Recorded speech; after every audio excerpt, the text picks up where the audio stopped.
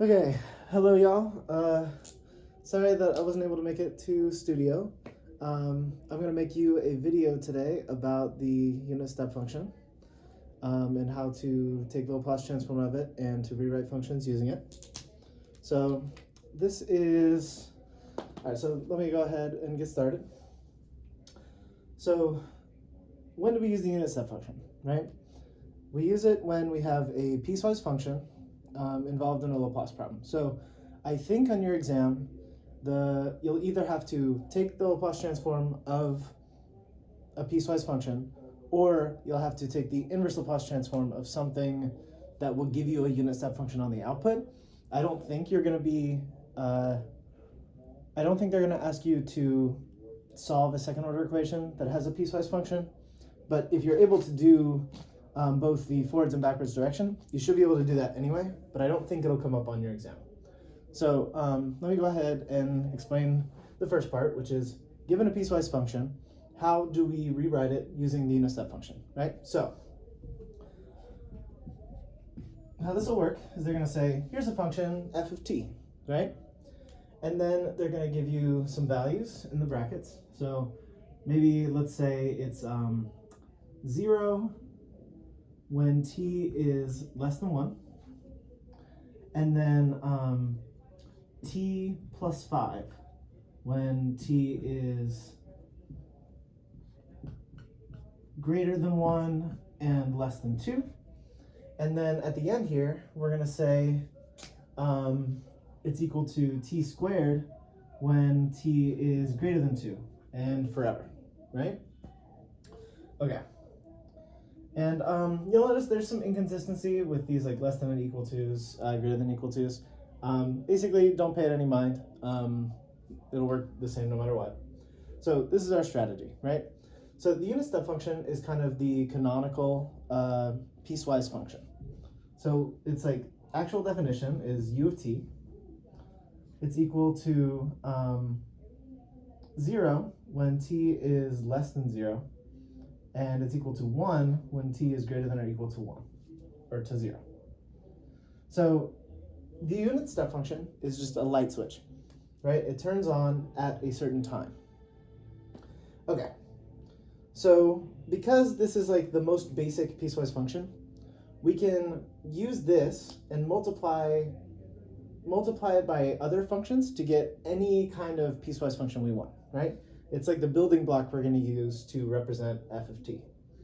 So this is how that's going to look, right? Oh, and another important thing is that we can shift the unit step function to change where this jump happens, right? So this is pretty limited because we can only look at things with jumps that happen right at 0.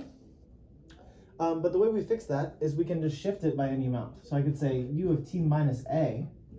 Well, that's exactly the same as the unit step function, except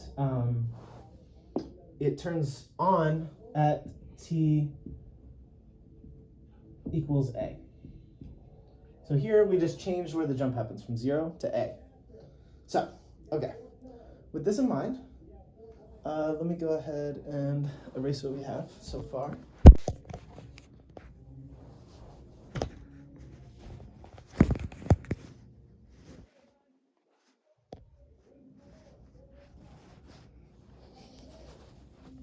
Okay, so suppose we're here and we want to represent this function using a series of unit step functions, okay? So first of all, we start out at 0, so we don't need to worry about that. The first thing that happens is when t is 1. So when t is 1, our function becomes t plus 5. So you might know right away that we need to include a u of t minus 1. And what is this function again? It's just 0 while t is less than 1. And then as soon as t becomes 1, it jumps up to being 1, okay? You'll also see this written as u sub 1 of t. That's an equivalent representation. I just prefer this one. So this is 1 when t is greater than 1. And you'll also notice if I multiplied it, and I'm leaving this, I'm going to put another parenthesis like very suggestively over here to leave room. If I take this and I multiply it by t plus 5, then what I have here, right, this becomes 1 when t is 1. So before t is 1, this term is 0, and that means this is 0. The whole thing's 0. After t is 1, this is 1, so this is t plus 5 as a whole. It also, though, needs to turn off when t becomes 2. We're going to turn off t plus 5 and turn on t squared. So first, let's turn off t plus 5. We can do that by adding minus u of t minus 2. So let's think for a second about why this works. Before t is 1, this term's 0 and this term's 0. So as a whole, it's 0, everything's 0. When t becomes 1, but is still less than 2, this term's 1 and this term is 0. So as a whole, this is 1, and so as a full whole, this is t plus 5. And then after t is greater than 2, we have 1, and this is also 1, but with the negative, that becomes negative 1. So those two cancel out, we get 0, and t plus 5 is no more. So what this is, it's exactly if we had left this as 0. It's t plus 5 only on the interval between t equals 1 to t equals 2, okay? So after that, the last thing we need to do is turn on t squared. So that one, I'm just going to add plus t squared times u of t minus 2. And that's all we need. U of t minus 2 turns on t squared when t is 2. So that's how we rewrite a function using the unit step function. Okay, so the next thing you need to know how to do is take the Laplace transform of a function that has the unit step function somewhere inside of it, right? So first of all, let's begin with this example. I think it's the first one on your worksheet.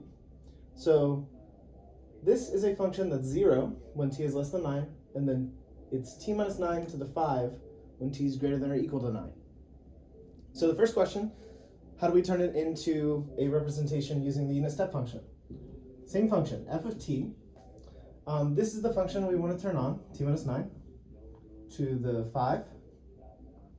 And then all we do is multiply it by u of t minus 9, because that'll become 1 when t is greater than or equal to 9.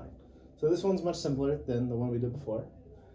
From here, how do we find our Laplace transform of this function, right? So, okay. So I want to give you the important property with unit step function. So this is what it is. The Laplace transform of u of t minus a. So this is the unit step function shifted by a times f of t minus a. So some function. Let me actually call the function g. Little g of t minus a. That's the same as e to the minus as. So this is e to the minus as, the a coming from the shift inside here, times capital G of s. Let me erase this, make it a little cleaner. Okay, so u of t minus a times little g of t minus a. Laplace transform of that is e to the minus as times capital G of s. And as a clarification here, this capital G of s is the Laplace transform of little g of t.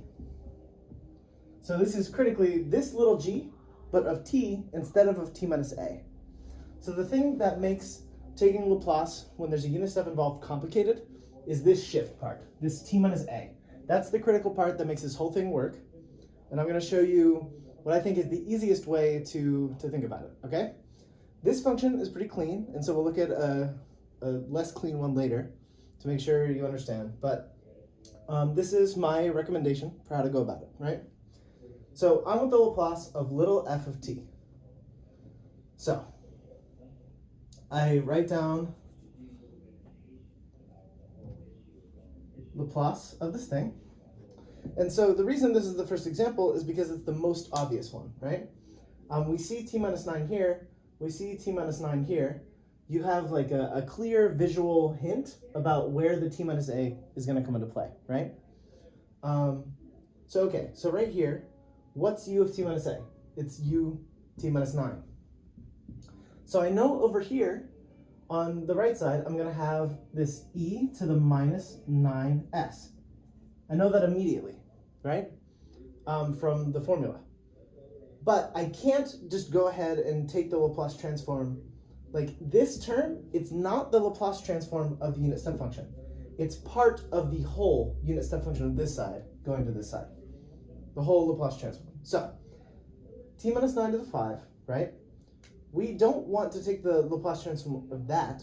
We want to take the Laplace transform of little g of t.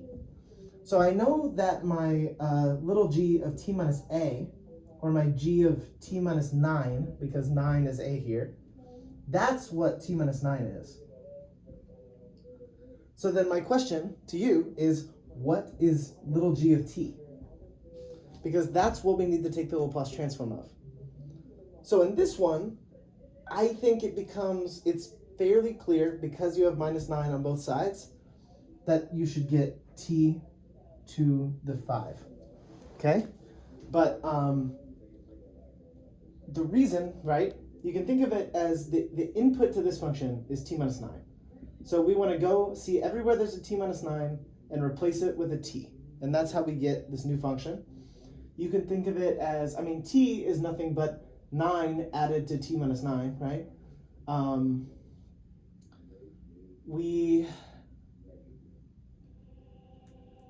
Yeah, I mean, essentially you're taking every t minus 9 that's in this function and replacing it with a t. Or you're taking,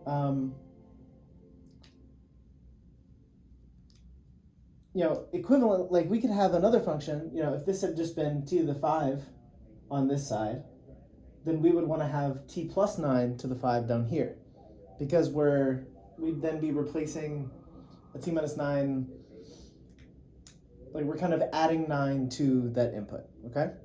So I want you to take some time to think about that, justify to yourself why that's the case, and we'll look at other problems later. But this is the skill that you have to get used to do the unit step function problems properly. And if you can do this, then they're like equal difficulty to the other Laplace ones, right?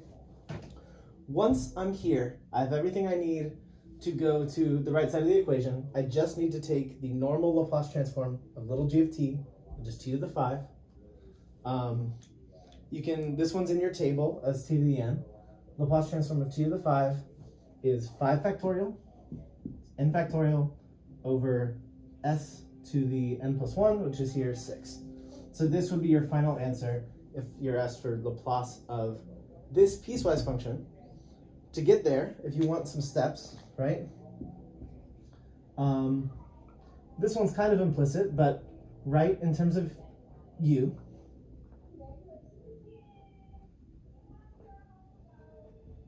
Write it in terms of the unit step function. 2. I want to say for 2, apply the formula, but really, you need to identify your g of t minus a, which is whatever is left when you get rid of your unit step function, and then use it to find your g of t. Once you have your g of t, just take the Laplace of g of t to get your capital G of s. This property up here is the only thing you need to be able to do these problems, other than the normal Laplace skills. So, and I'm not 100% sure in this moment whether this is on your formula sheet or not, but this is the skill you need to know to be able to do the unit step function. Okay, so I wanted to make sure that I gave you another example. This one is from Paul's online notes. So this is our function. We have t when t is less than 6. And then after t becomes 6, we have this negative 8 plus t minus 6 squared. So, all right, so first, step 1. Rewrite the function in terms of unit step functions, right? So we're going to have t. And this one, this is worth paying attention to. So t starts out on. It's on the entire time until time reaches 6, right? So what we actually want to do here for this one, I'm going to put a 1 here to show that it's on all the time. And then I'm going to subtract from that u of t minus 6, so that it turns off when this term becomes 1. So we have 1 minus 1 when t is greater than 6. Okay? The other part is we have this, I'm going to put this in a big parentheses, 8t minus 6 squared. And then this one needs to turn on when t becomes 6 and stay on. So we're going to multiply this one by u of t minus 6 as well. Okay, cool. So once we're here, we need to take the Laplace transform of everything we have. Okay?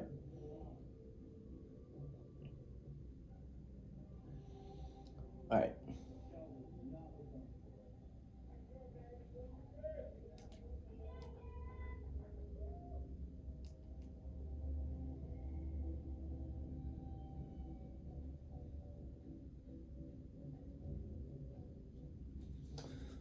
Okay, awesome. So first, I'd like to multiply these out and consider each term kind of individually.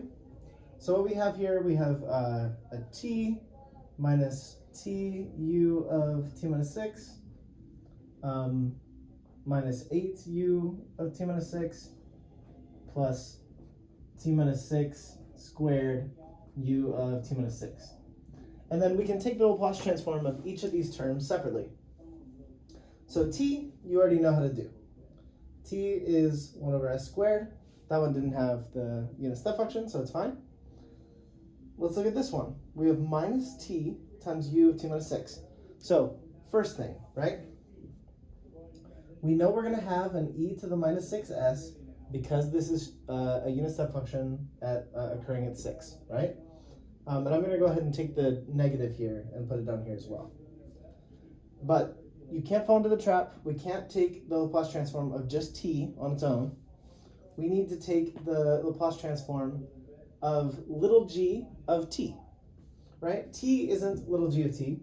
T is g of t minus 6. So my question is, what does that make little g of t?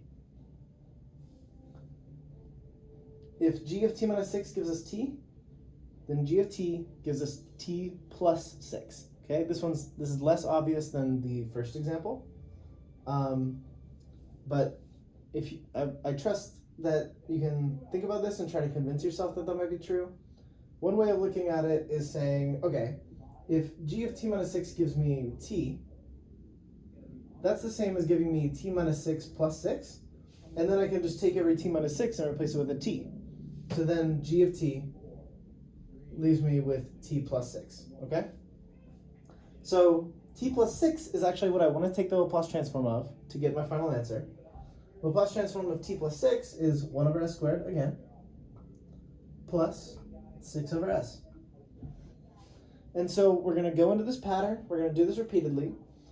This one is just a constant, and so one thing that may or may not be in your table, the Laplace transform of a unit step function on its own is just e to the minus as over s.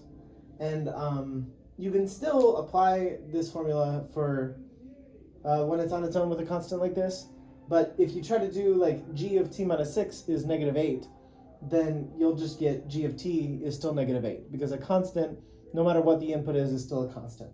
So this one I'm going to spoil and give you, it's negative 8 e to the minus 6s over s. And then this last one looks kind of like our first example, actually. We have a t minus 6 in here. We're going to write our e to the minus 6s again. And then our shifted function is t squared. Because we replaced the t minus 6 with a t, we get t squared. Laplace transform of t squared is 2 over s cubed. So our final answer is this entire string of different terms. I'm sure those could be combined, simplified, whatever, but that is another example done. Okay, so I wanted to give you one last example. This is number 4 from your worksheet. This one is an inverse Laplace, and I wanted to make sure I showed you at least one of those. So we're going to use the exact same formula as our reference, right? The exact same property as before. We're just going to be applying it in the opposite direction, right, for taking an inverse Laplace. So the question is, take the inverse Laplace of this function, 5 factorial e to the minus s minus 5 to the 6. So the indicator that this is a problem involving the unit step function is your e to the minus s, right? This is the term that turns it into one of these problems. So I can immediately write down inverse Laplace of capital F of s, and I know in my final answer that I'm going to have, because I have an e to the minus s here, I'm going to have on my t domain u of t minus a, right? Here u of t minus 1. So I can go ahead and write down u of t minus 1. The other thing I need here is my little g of t minus a. What I have, right, if I ignore the e to the minus s, what I have is capital G of s, which here is 5 factorial over s minus 5 to the 6, right? And this function is, if I took the inverse Laplace of this, I get little g of t. What I want is little g of t minus a, here t minus 1. So the first thing I need to do is take the inverse Laplace of this normally to get little g of t, and then do my shift to get g of t minus a. So this function is 5 factorial over s minus 5 to the 6. I'm going to go ahead and take the normal inverse Laplace of it. So the inverse Laplace of 5 factorial over s minus 5 to the 6. This is something that is probably a good idea to note. This s minus 5 is a shift. It's a different kind of shift than we've been talking about for unit step functions, right? Unit step functions have all these shifts in the t domain. This shift is in the s domain, and that's back to one of the first properties we learned, which is that the Laplace of e to the at times a function gives you capital F of s minus a, right? So the backwards here is this s minus 5 is telling me I need an e to the 5t in my final answer. If I ignore the minus 5, I have 5 factorial over s to the 6. That's in our table, exactly. That's t to the 5, which means my final inverse Laplace is t to the 5 times e to the 5t, okay? Once I have this, the last thing I need to do is, so this right here, this is my little g of t, because I took the inverse Laplace of my capital G of s. My little g of t, I need to get little g of t minus a, so the last thing I need to do is just shift it. So the way you shift this, go through, it's easier than the other direction that we did earlier. We go through, we take every t, we're going to replace it with t minus 1, because that's how much our shift is here. In the past it was, or it can be like any t minus a, here it's t minus 1. So here I'm literally just going to take this, I'm going to write t minus 1 to the 5th power times e to the 5 times t minus 1. That's it. So this is our final answer. That is taking the inverse Laplace of a function involving the unit step function. And yeah, cool. There you have an example. Okay, guys, thank you for watching. Sorry I couldn't make it to the studio. If you have any questions, please email me. And yeah, I hope this was helpful. Send me any questions you have, and thank you again for watching.